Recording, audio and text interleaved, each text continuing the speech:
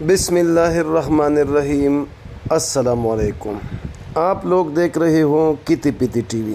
برائے مہربانی اگر آپ کو یہ ویڈیو ملے، ویڈیو کو پورا دیکھیے گا اور تھوڑی سی زحمت کر کے یوٹیوب پہ جا کر کتی پیتی ٹی وی کو سبسکرائب کر دیجیے گا۔ شاہ محمود قریشی کا کیسوں سے بری ہونا، بڑے صاحب کا امریکہ میں ہونا، امریکہ سے بیلجیم جانا، پورے شریف خاندان کو مری میں اکٹھا کرنا اور اسلام آباد میں مسجدوں کو گرانا یا مسجدوں کو غائب کرنا، آج ہم اس پر بات کرتے ہیں۔ سب سے پہلے پاکستانیوں، آج شاہ محمود قریشی کو 9 مئی کے کیسوں سے پھر بری کر دیا گیا، جبکہ عمر سرفراز چیمہ، ڈاکٹر یاسمین راشد اور صنم جاوید اور خدیجہ شاہ کو بھی قید سنائی گئی، یعنی سزا سنائی گئی۔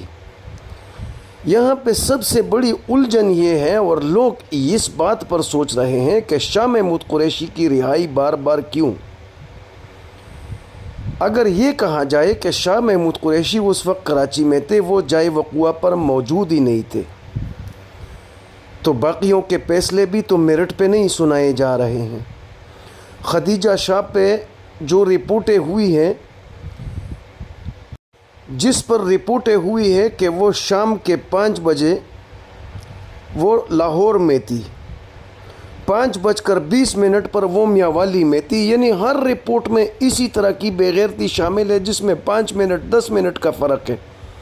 تو خدیجہ شاہ لاہور سے میاوالی 5 منٹ میں کیسے پہنچ گئی؟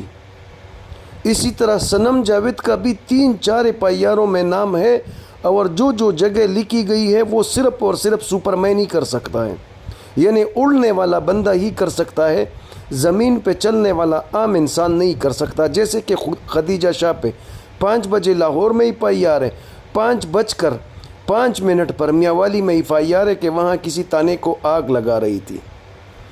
تو فیصلے تو کسی کو بھی میرٹ پہ نہیں سنائے جا رہے ہیں۔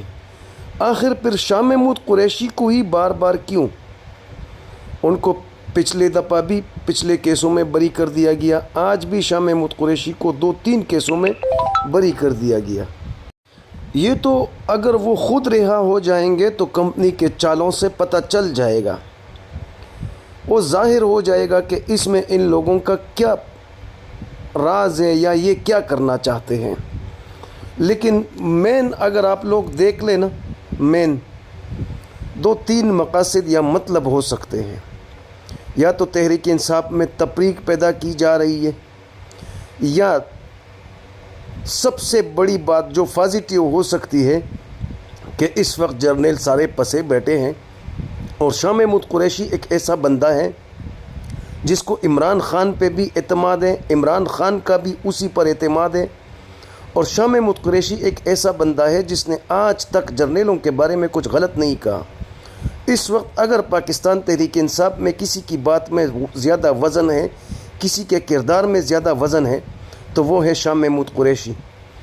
اور یہ ہو سکتا ہے، یہ تاثر لینا درست ہے کہ شاہ محمود قریشی کو رہا کر کے ان کو عمران خان کے پیچھے بیچنا اور ان کے تھرو عمران خان سے ڈیل کروایا جا سکے یا عمران خان کے ساتھ بات چیت کروایا جا سکے شاہ محمود قریشی کے ذریعے، کیونکہ شاہ محمود قریشی ہی عمران خان کا سب سے اس وقت بھروسہ مند ہے۔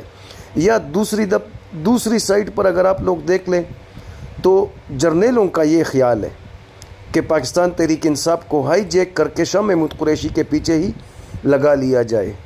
لیکن میں آپ لوگوں کو بتا دوں کہ جرنیل یہاں پہ بھی ناکام ہوں گے، جرنیل پکا ہی ناکام ہوں گے، کیونکہ تحریک انصاف جو نام ہے نا، نام یہ عمران خان کا ہی ہے، اور تحریک انصاف جو چلتی ہے وہ عمران خان سے ہی چلتی ہے، ٹھیک ہے؟ یعنی سوچا تو یہی جا سکتا ہے کہ جرنیل صرف اور صرف یہ کر رہے ہیں PTI میں انگڑائیاں ڈالنے کے لیے۔ اچھا جی، اب آتے ہیں دوسری خبر پہ۔ کہتے ہیں کہ صاحب جب امریکہ پہنچا تو 3 وہاں پہ بڑے امیر لوگ ہیں، ایمبیسی کے تھرو ان کو ترلے کر دیے گئے، ان کی منت کر دی گئی کہ آپ لوگ بڑے صاحب سے مل لیے گا۔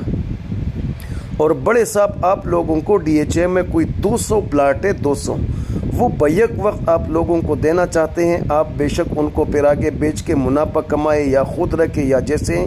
یعنی جن 3 افراد کا ذکر کیا جا رہا ہے وہ کہتے ہیں کہ بہت بڑے امیر ہیں اور بڑے پیغامات ان کے پیچھے بھیجے گئے کہ بڑا صاحب آپ لوگوں سے ملنا چاہتے ہیں اور آپ لوگوں کے ساتھ ڈی ایچ اے کے پلیٹوں کی ڈیل کرنا چاہتا ہے، یعنی آپ لوگوں کو فروخت کرنا چاہتا ہے. کیونکہ جب سے ان لوگوں نے عمران خان کی حکومت اتاری ہے نا، ان لوگوں کا جینا حرام، ان لوگوں کے کاروبار ٹپ، ان لوگوں کا تباہ حال نقصان ہو گیا ہے. اور دوسرا جو ہمارے بھائی وقار ملک صاحب تھے انگلینڈ میں، انہوں نے بھی جو ان لوگوں کے خلاف کمپلین شروع کی تھی، جرنیلوں کے خلاف کیمپین شروع کی تھی بائیکاٹ کا، تو اس بائیکاٹ کا بھی کافی اثر ہے. یہ نقصان صرف پاکستان نہیں، جرنیلوں کو بھی اس جنگ میں خاطر خواہ نقصان ہوا ہے. اور کہتے ہیں، لوگ بتاتے ہیں کہ ڈی ایچ اے جو ہے نا تباہ حال پڑا ہے، کوئی سرمایہ کاری نہیں کرنا چاہتا، کوئی پلاٹ نہیں خریدنا چاہتا، یعنی جرنیلوں کے کاروبار ٹپ ہوئے پڑے ہیں. اور ان 3 بندوں کا بھی صدقے جاواں انہوں نے کہا کہ بھائی ہم ادھر نہیں ہیں، ہمارا کوئی کام ہے بزنس کے سلسلے میں، ہم اویلیبل نہیں ہیں. اعلان کے کہتے ہیں کہ وہ ادھر موجود تھے لیکن بڑے صاحب سے ملنا نہیں چاہتے تھے اور ڈی ایچ اے میں اپنا پیسہ نہیں لگانا چاہتے تھے. او بھائی کون بے وقوف آدمی ہوگا جو پاکستان میں آ کے سرمایہ کاری کرے گا اور پیسے لگائے گا؟ ملک ریاض کا حال آپ لوگوں نے دیکھ لیا. کل اگر آپ پاکستان میں کاروبار شروع کریں گے اور جرنیلوں کا آپ کے پراپرٹی پہ نظر پڑا، آپ کے کاروبار پر نظر پڑا، تو آپ قانوناً کچھ نہیں کر سکتے کیونکہ عدالتیں ختم ہو چکی ہے پاکستان میں. آپ کس کے ہاں جا کے رہو گے؟ اگر ملک اس وقت کسی کی ایما پہ چل رہا ہے تو ہر چیز جرنیلوں کے ایما پہ چل رہا ہے، اسی لیے کوئی سرمایہ کاری نہیں کر رہا اور ڈی ایچ اے تباہ حال پڑا ہے. اور پھر جب بڑا صاحب امریکہ سے بیلجیم پہنچے تو پاکستان کو وہاں کچرا قرار دیا. ارے بھائی پاکستان کو یہ کچرا بنانے والے ہے کون؟ 77-78 سال سے تو براہ راست آپ لوگ ڈائریکٹ اور انڈائریکٹ حکومت کر رہے ہیں. ابھی جو آپ لوگوں نے لیلا بٹایا ہوا ہے، کون اس کو وزیر اعظم مانتا ہے؟ پاکستان کے بچے کو پتہ ہے کہ وہ بیچارہ سامنے بیٹھا ہوا ہے اور تم لوگوں کی نوکریاں کر رہا ہے، باقی ملک تو تم لوگ چلا رہے ہو. تو پاکستان کو کچرا خانہ قرار دے دیا بیلجیم میں، اور وہاں کہتا ہے کہ صاحب نے کوئی جوش خطابت بھی کی اور لوگوں نے بیلجیم میں اس پہ ایف آئی آر بھی ادھر کاٹی ہے. بیلجیم کے غیور پاکستانیوں نے اس پر ایف آئی آر کاٹی ہے. اچھا جی، آتے ہیں شریف خاندان کو سب کو مری میں آپ لوگوں کو پتہ ہے کیا ہے، ادھر اکٹھا کر دیا گیا اور صاف ستھرا کہتے ہیں کہ بتایا گیا کہ جناب والا آپ لوگوں کی اوقات صرف یہی ہے، آپ لوگ اردلی تھے، اردلی ہیں اور اردلی ہی رہیں گے. کبھی اپنے آپ کو ریئل وزیر اعظم تصور مت کرنا، کبھی اپنے آپ کو ریئل نواز شریف جو ہے نا وہ تصور مت کرنا. آپ لوگ ہمارے نوکر ہیں اور نوکر ہی رہیں گے. اور کل لیفٹیننٹ جنرل فیصل وابڈا نے بھی کہا تھا ٹویٹ کر کے کہ یہ نظام چلتا رہے گا، یہ تسلسل برقرار رہے گا.